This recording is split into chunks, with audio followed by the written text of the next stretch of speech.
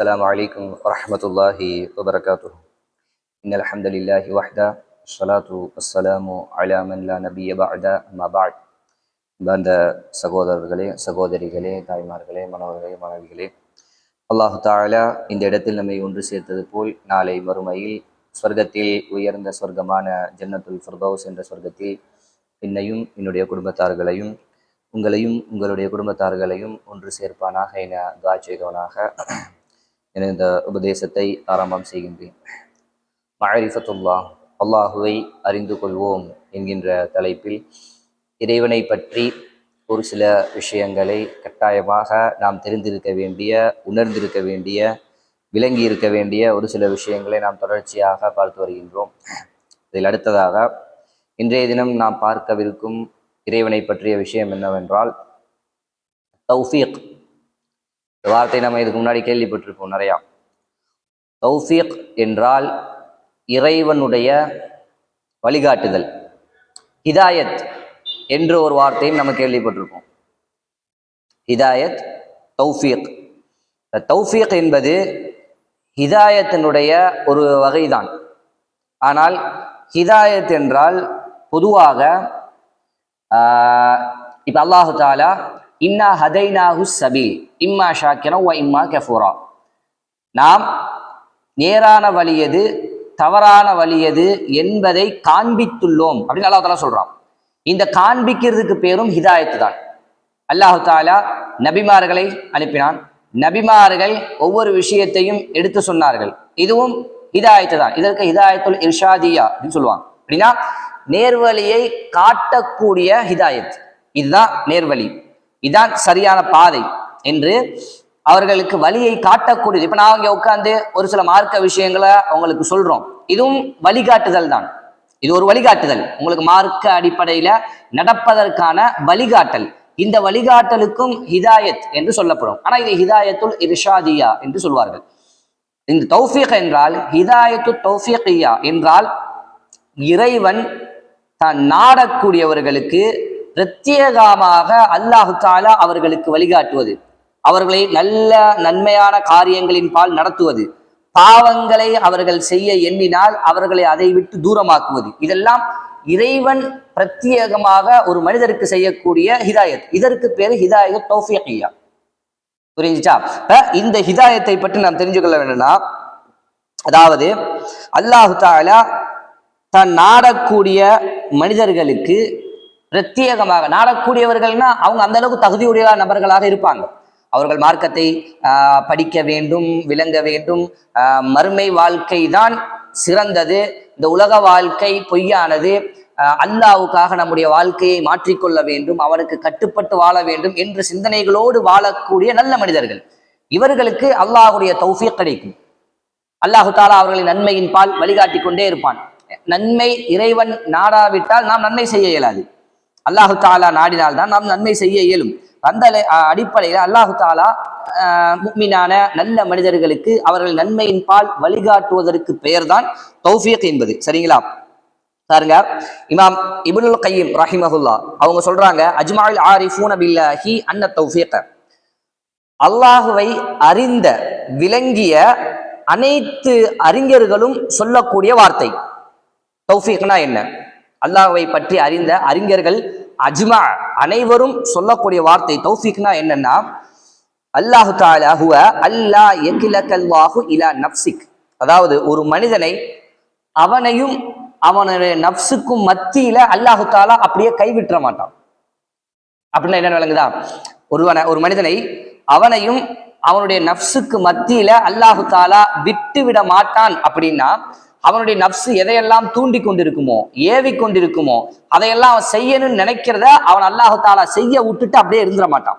இதுக்கு நடுவுல அல்லாஹ்வுடைய தௌஃபீக் இருக்கும். அப்படின்னா அவனுடைய நஃப்ஸு ஒரு பாவமான விஷயத்தை செய்யணும்னு நினைக்கும், அங்க இறைவனுடைய தௌஃபீக் வரும், அவனை திருத்துவான் அல்லாஹு தாலா, அவன் அதை விட்டு தடுப்பான். நன்மையான விஷயங்கள்ல கொஞ்சம் பலகீனமாகலாம் என்று அவனுடைய மனசு சொல்லும். நஃப்ஸ் அப்படிதான். நஃப்ஸு ஷைத்தானுடைய தூண்டுதல் இருக்கும், மனோ இச்சைகள் அதுல இருக்கும். இந்த சமுதாய சூழல்ல அவன் பார்க்கக்கூடிய காரியங்களால எல்லாம் இந்த பாவமான சிந்தனைகள் அவனுக்கு வரும். இது அவனுடைய நஃப்ஸு தூண்டிக்கிட்டே இருக்கும். அல்லாஹு தாலா அந்த நப்சுக்கு ஏத்த மாதிரி ஒரு முஃமினை அப்படியே விட்டுட்டான்னா அவன் பாவத்துல போகலாம், நன்மையான காரியங்களை விட்டு தூரமாகலாம். இதெல்லாம் அவனுக்கு ஏற்படும். இறைவனுடைய தௌஃபீக் எந்த இடத்துல வந்துச்சு அப்படின்னா அல்லாஹு தாலா அவன் அந்த பாவமான காரியங்கள்ல இருந்து தவிர்ப்பான். நன்மையான காரியங்கள்ல பலகீனப்படுத்தும் போது அல்லாஹு தாலா அவனுக்கு உதவி செய்வான்.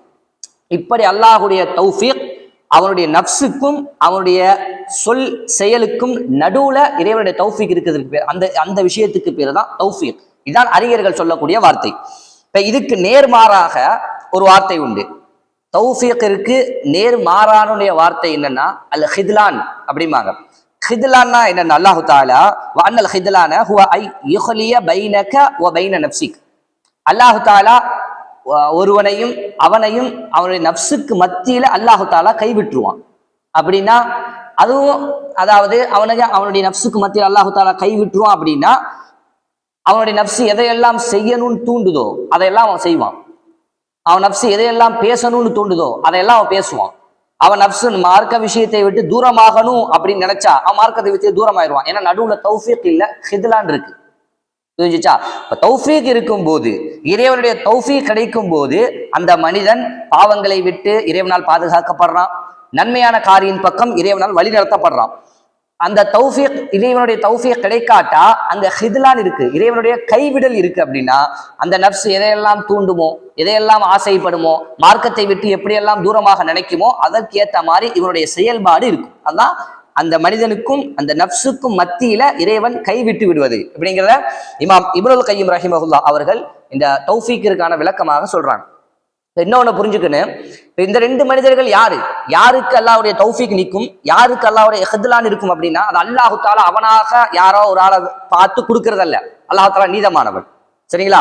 இப்ப அல்லாஹ் தாலா யாரோ ஒரு ஆளுக்கு தௌஃபீக் செஞ்சுட்டு யாரோ ஒரு ஆளுக்கு ஹித்லானாக அல்லாஹ் தாலா விட்டு விட மாட்டான். இப்ப யாருக்கு தௌஃபீக் கிடைக்கும், யாருக்கு ஹித்லான் உண்டு என்பதையெல்லாம் நம்ம பார்த்தோம்னா அவர்கள் மார்க்க விஷயங்கள்ல ஒரு நேர்மையான மனிதராக, ஒரு ஒழுக்கமான மனிதராக, ஒரு நல்ல மனிதராக கல்வியை படிக்க தேடணும், கல்வியை விளங்கி கொள்ளணும், அல்லாஹ்வை பத்தி தெரிஞ்சுக்கணும், அல்லாஹ்வுடைய மார்க்கத்தை பத்தி தெரிஞ்சுக்கணும், அல்லாஹ்வுடைய மார்க்க சட்ட திட்டங்களை சரியா பேணி வாழணும் என்ற மார்க்க சிந்தனையோடு உள்ள ஒரு நல்ல மனிதராக அவர் இருப்பார். மறுமை வெற்றியை நோக்கமாக கொண்ட ஒரு நல்ல மனிதராக அவர் இருப்பார். அவருக்கு அல்லாஹ்வுடைய தௌஃபீக் வந்து சேரும். ஏன்னா அவர் அல்லாஹ்வுடைய தௌஃபீக்கை பெறுவதற்கு தகுதியான நபர். அந்த தௌஃபீக்கை எதிர்பார்த்து அவருடைய துஆக்கள், அவருடைய செயல்பாடுகள் எல்லாம் இருக்கும். அதனால அல்லாஹ்வுடைய தௌஃபீக் அவனுக்கு போய் சேரும். ஹித்லான் யாருக்கு வந்து சேரும் அப்படின்னா அவருக்கு மார்க்க கல்வியை படிக்கணுங்கிற ஆர்வம் அவருக்கு இருக்காது, மார்க்க விஷயங்களை செயல்படுத்தணுங்கிற ஆர்வம் அவருக்கு இருக்காது, மறுமையை பற்றிய சிந்தனையும் அவருக்கு இருக்காது, உலகத்து மேல உள்ள ஆசையும் உலகத்து மேல உள்ள இன்பமும் மோகமும் அவருக்கு நிறைய இருக்கும். இதனால அல்லாஹு தாலா இவருக்கு அல்லாஹு தாலா தௌஃபீக் செய்யணுங்கிற தேவையில்லையே, அவருக்கே அந்த சிந்தனை இல்லை. ஒரு முயற்சி மனுஷன்ட்ட முதல்ல இருக்கணும். ஒரு முயற்சி அல்லாஹ்வுடைய தௌஃபீக் எனக்கு கிடைக்கணும் அப்படின்னா என்கிட்ட ஒரு முயற்சி முதல்ல இருக்கணும். நான் ஒரு முடிவு எடுக்கணும். சரி, அல்லாஹ்வை பத்தி படிக்கணும், மார்க்கத்தை பத்தி தெரிஞ்சுக்கணும், மறுமை வெற்றியை எப்படி பெற முடியுமோ அதற்கான வழியில நான் போராடணும் என்று நான் ஒரு முயற்சி எடுத்து கொஞ்சம் போனாதான் அங்க அல்லாஹ்வுடைய தௌஃபீக் எனக்கு கிடைக்கும். அல்லாஹ் தாலா அதுக்கு மேல என்னைய கொஞ்சம் கூட்டிட்டு போவான் பாதையில. நான் எந்த முயற்சியும் செய்யல, நான் எந்த ஒரு முயற்சியும் என்னிடத்துல பக்கத்துல இல்லை, நான் எதை பத்தியும் படிக்கணும் தெரிஞ்சுக்கணும்னு விரும்பல, நான் ஒரு மார்க்க விஷயத்தை கேட்பதற்கு தயாரா இல்லை, எந்த ஒரு நல்ல காரியத்தை செய்யறதுக்கு நான் தயாரா இல்லை. இப்படி இருக்கும்போது இறைவனுடைய தௌஃபீக் இவருக்கு வந்து சேராது. இவருக்கு அல்லாஹ்வுடைய ஹித்லான் தான் வந்து சேரும் அப்படிங்கிறத பாக்குறோம். அப்ப இந்த மாதிரி இந்த ரெண்டு மனிதர்களுக்கும் இறைவனுடைய தௌஃபீக்கும் ஹித்லானும் வந்து கிடைக்குன்னு பாக்குறோம். இதுக்கு பேர் தான் தௌஃபீக். இதற்கு பேர் தான் தௌஃபீக் அப்படிங்கிறத புரிஞ்சுக்கணும். அதனால்தான் அல்லாஹ்வுடைய தூதர் காலையிலும் மாலையிலும் ஓதக்கூடிய ஒரு துஆ என்னன்னா யா ஹய்யு யா கய்யூம் பிரஹ்மதிக அஸ்தகீசு அஸ்லிஹ் லி ஷஅனி குல்லஹ் வலா தகில்னி இலா நஃப்ஸி தர்ஃபத் ஐன். அப்படின்னா கடைசி வார்த்தை அதான் முக்கியம். வலா தகில்னி இலா நஃப்ஸி தர்ஃபத் ஐன். ஒரு கண்ணிமைக்கும் நேரம் கூட என்னுடைய நஃப்ஸை என்னோட விட்டுறாத. அப்படின்னா உன்னுடைய அந்த பராமரிப்புல இருந்து, உன்னுடைய கவனிப்புல இருந்து என்னை கைவிட்டுறாத. ஏன்னா எனக்கு மன இச்சை இருக்கு, என்னை சூழ ஷைத்தான் இருக்கு, நீ என்னையா என்னுடைய நஃப்ஸோட அப்படியே போன் நீ விட்ட அப்படின்னா ஒரு கண்ணிமைக்கும் நேரம் நீ என்னை விட்டா கூட நான் பாவத்தில் போக வாய்ப்புண்டு, நான் பித்அத்துல போக வாய்ப்புண்டு, நான் குஃப்ர்ல போக வாய்ப்புண்டு. அதனால உன்னுடைய பார்வையில் இருந்து, உன்னுடைய கண்காணிப்புல இருந்து ஒரு கண்ணிமைக்கும் நேரம் கூட என்னை நீ விட்டுறாத என்று அல்லாஹ்வுடைய தூதர் காலையிலும் மாலையிலும் செய்யக்கூடிய துஆவையும் நம்ம பார்க்கிறோம். இதெல்லாம் தௌஃபீக்கிற்கான ஒரு விளக்கங்கள் என்பதை நம்ம புரிஞ்சுக்கணும். அதே மாதிரி இந்த தௌஃபீக் என்பது இறைவன் புறமிருந்து மட்டும் தான் கிடைக்கும். அல்லாஹ்விடத்திலிருந்து மட்டுமே பிரத்யேகமாக கிடைக்கக்கூடிய ஒன்றுதான் இந்த தௌஃபீக். ஷுஐப் அதாவது நபி ஷுஐப் அலைஹிஸ்ஸலாம் அவங்க சொல்றாங்க, ஒமா தௌஃபீகி இல்லா பில்லாஹ், தௌஃபீக் என்பது அல்லாஹ்விடத்திலிருந்தே தவிர கிடைக்காது. அலைஹி தவக்கல்து வ இலைஹி உனீப், அவன் மீதே நான் தவக்குள் வைக்கின்றேன், அவன் பக்கமே நான் மீள இருக்கின்றேன், அவன் பக்கமே நான் திரும்புறேன் அப்படின்னு ஷுஐப் அலைஹிஸ்ஸலாம் சொல்லக்கூடிய ஒரு வார்த்தையை நம்ம பார்க்கிறோம். அப்ப தௌஃபீக் என்பது இறைவன் புறத்திலிருந்து மட்டுமே கிடைக்கக்கூடிய, நம்மளா முயற்சி செஞ்செல்லாம் அதை பெற்றுக்கொள்ள முடியாது. நம்மளா இறைவன்ட்ட நம்ம உன்னுடைய தௌஃபீக்கை நான் பெறுவதற்கு தகுதியான ஆள் என்பதை இறைவன்ட்ட நிரூபிக்கணும். அந்த இறைவன்ட்ட தௌஃபீக்கை கேட்டுக்கிட்டே இருக்கணும். அல்லாஹ்வுடைய தூதர் சொல்லி தந்த மாதிரி, காலையிலும் மாலையிலும் அல்லாஹ்வுடைய தூதர் கேட்ட மாதிரி, லா தகில்லி இலா நஃப்ஸி தர்ஃபத் ஐன் என்று இறைவன்ட்ட தௌஃபீக்கை கேட்டுக்கிட்டே இருக்கணும் என்கின்ற விஷயத்தையும் நாம் பார்க்க முடியுது. சரிங்களா? அதே மாதிரி அல்லாஹ்வுடைய தூதரை பத்தி அல்லாஹ் தஆலா சொல்றான். அல்லாஹ்வுடைய தூதருக்கு இறைவன் தௌஃபீக் செய்தா சொல்ல வார்த்தையை பாருங்க. மா குந்த தத்ரி மல் கிதாபு வலல் ஈமான், உங்களுக்கு வேதம்னால் என்னன்னு தெரியாது, உங்களுக்கு ஈமான்னால் என்னன்னு தெரியாது என்கின்ற நிலையில் நீங்கள் இருந்தீர்கள். அல்லாஹ் தஆலா நபியை சொல்றான். 40 வயதிற்கு முன்னாடி அல்லாஹ்வுடைய தூதருக்கு வேதமும் தெரியாது, ஈமானும் தெரியாது. அல்லாஹ்வை பத்தி வேணா தெரியும். அல்லாஹ்வை பற்றிய, அல்லாஹ்வுடைய ருபூபியத் பற்றிய ஒரு கல்வி, ஒரு அறிவு வேண்டால் அந்த மக்கள்கிட்ட, அப்பயே மக்கத்து மக்கள்கிட்ட உண்டு, அரபிகள்கிட்ட. வேற எந்த அறிவும் மார்க்கத்தை பற்றி அல்லாஹ்வுடைய தூதருக்கும் கிடையாது. நமக்கு கற்றுத்தந்த நபி அவங்களுக்கும் அல்லாஹு தாலா கற்றுத்தந்தாட்ட, அல்லாஹ்வுடைய தௌஃபீக் கிடைக்காட்டா கிடையாது. அல்லாஹ் தாலா தான் சொல்றான், மா குந்த தத்ரி மல் கிதாபு வலல் ஈமான், உங்களுக்கு வேதம்னால என்னன்னு தெரியாது, ஈமான்னால என்னன்னு தெரியாது, அந்த நிலையில இருந்தீங்க. வலாக்கின் ஜஅல்நாஹு நூரன் நஹ்தி பிஹி, உங்களுக்கு அல்லாஹு தாலா ஒளியை ஆக்கினான், அதை கொண்டு நீங்கள் நேர்வழி பெறுவதற்கு. மன் நஷாஉ மின் இபாதினா, அல்லாஹு தாலா தான் நாடிய தன்னுடைய அடியார்களுக்கு அல்லாஹு தாலா அப்படி நேர்வழி காட்டுகின்றான் என்று அல்லாஹு தாலா சொல்லக்கூடிய இந்த வார்த்தையை நாம் பார்க்கிறோம். அப்ப இந்த வார்த்தையில் அல்லாஹு தாலா தன்னுடைய அடியார்களில் தான் நாடக்கூடியவர்களுக்கு அந்த மாதிரியான ஒளியை அவர்களுக்கு கொடுத்து அதன் மூலமாக அவர்களை நேர்வழிப்படுத்துகின்றான் என்கின்ற செய்தியையும் இந்த விஷயத்திலும் பார்க்கிறோம். அடுத்தது அல்லாஹ் தாலா இன்னொரு வசனத்துல சொல்றான், ஃபஹதல்லாஹு அல்லதீன ஆமனு லிமக்தலஃபு ஃபீஹி மினல் ஹக்கி பிஇذنஹி, அல்லாஹு தாலா ஈமான் கொண்டவர்களில் யாரெல்லாம் ஹக்குல கருத்து வேறுபாடு கொண்டார்களோ அவர்களை அவனுடைய அவனுடைய நாட்டத்தால், அவனுடைய அதிகாரத்தால் அல்லாஹு தாலா அவர்களுக்கு ஹக்க விளங்கப்படுத்தினார். கருத்து வேறுபாடு கொள்ளக்கூடிய இடங்கள்ல ஈமான் கொண்டவர்கள் கருத்து வேறுபாடு கொள்ளக்கூடிய இடங்கள்ல, ஈமான் கொண்டவர்கள் கருத்து வேறுபாடு கொள்றாங்க அப்படின்னா அவருடைய நோக்கம் நல்லதாக இருக்கும். அவருடைய நோக்கம் ஹக்க விளங்கணும், ஹக்க தெரிஞ்சுக்கணும், ஹக்கின் பாதையில போகணும் அப்படிங்கிறதா அவங்க நோக்கமா இருக்கும். சஹாபாக்கள்கிட்ட நிறைய பார்க்கிறோம், நிறைய விஷயங்கள்ல சஹாபாக்களுக்கு மத்தியில் கருத்து வேறுபாடு ஏற்பட்ட செய்திகளை எல்லாம் நம்ம செய்திகள்ல படிக்கிறோம், ஹதீஸ்கள்ல செய்திகள்ல நம்ம படிக்கிறோம். காரணம் என்ன? சஹாபாக்களுக்கு மத்தியில் அந்த கருத்து வேறுபாடு வந்தது மனோச்சை காரணமாக அல்ல. இந்த சஹாபியுடைய நோக்கமும் ஹக்கு என்னங்கிறத விளங்கணும், இந்த சஹாபியுடைய நோக்கமும் ஹக்கு என்னங்கிறத விளங்கணும் என்பதுதான்.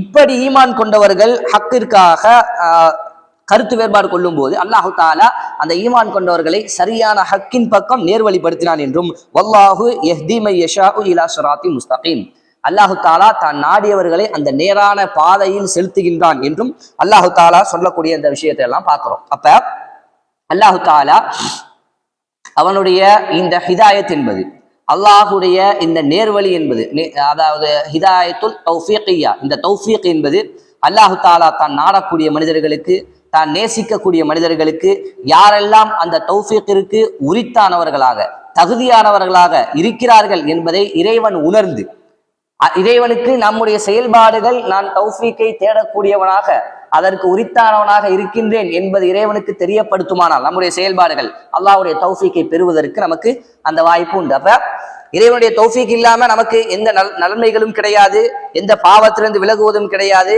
மரண நேரத்தில் நேர்வழியும் கிடையாது, சொர்க்க நரகம் கிடையாது. சரிங்களா? இறைவனுடைய தௌஃபீக் என்பதை நாம் பெற்றுக்கொள்வதற்கு இறைவனிடத்த நான் உன்னுடைய தௌஃபீக்கிற்கு தகுதியானவன் என்பதை காட்டக்கூடிய வடிவத்தில் நம்முடைய செயல்பாடுகள் இருக்கணும். என்னுடைய அமல்கள், என்னுடைய பேச்சு, நான் கல்விக்காக இருக்கக்கூடிய முயற்சி, மறுமையுடைய சிந்தனையில எனக்கு எந்த அளவிற்கு அந்த மறுமையுடைய நாட்டம், மறுமையுடைய ஆசை, சொர்க்கத்தின் மீது ஆசை எனக்கு எவ்வளவு இருக்குது என்பதை இறைவன் என்னுடைய உள்ளத்தையும் என்னுடைய செயல்பாடுகளையும் அறிஞ்சு அதற்கேற்றார் போல இறைவனுடைய தௌஃபீக் நம்மை வந்து சேரும்.